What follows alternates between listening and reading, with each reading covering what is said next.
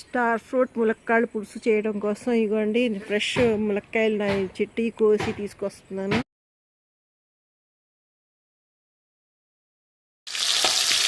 ఈ ములక్కాళ్ళు star fruit పులుసు చేసుకోవడం కోసం కొంచెం లావుగా కోసుకున్న ఉల్లిపాయలు, ములక్కాయ ముక్కలు, కరివేపాకు, ఇంకా పచ్చిమిర్చి ఇవన్నీ వేసి బాగా వేగనిచ్చాను. ఇప్పుడు ఉప్పు, పసుపు, కారం కూడా దీంట్లోనే వేస్తున్నాను.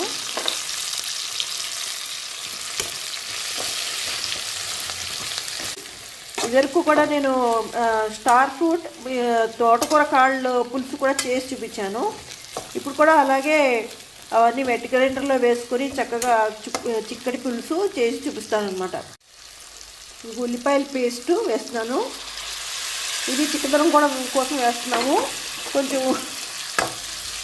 లావుగా ముక్కలు పులుసులో తింటానికి బాగుంటాయని కొన్ని ముక్కలు బాగా లావుగా కోసి వేసాను అనమాట.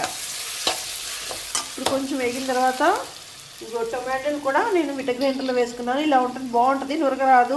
మిక్సీలో వేస్తే నురగొచ్చేస్తుంది, అందుకే నేను పులుసులో ఇలా వేస్తుంటాను అనమాట.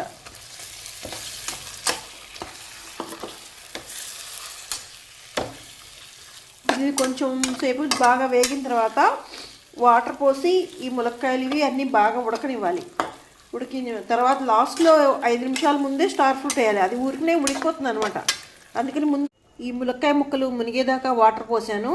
ఇప్పుడు మూత తీసి చూసారండి, ఈ మొత్తం ఉడికిపోయాయి, బాగా మెత్తగా ఉడికాయి ములక్కాయ ముక్కలు. అందుకని ఇప్పుడు నేను స్టార్ ఫ్రూట్ వేసేస్తున్నాను.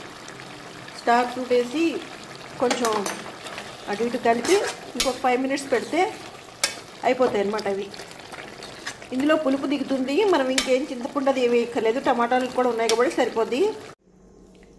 ఇప్పుడు ఈ స్టార్ ఫ్రూట్స్ అన్నీ ఉడికిపోయాయి, కొంచెం పులుపు తగ్గింది. ఎందుకంటే పండువి వేసాం కాబట్టి, పండిపోయిన స్టార్ ఫ్రూట్స్ కూడా కొన్ని వేసాం కాబట్టి అంత పులుపు దిగలేదు. నేను అందుకే ఒక చెక్క నిమ్మరసం వేసాను.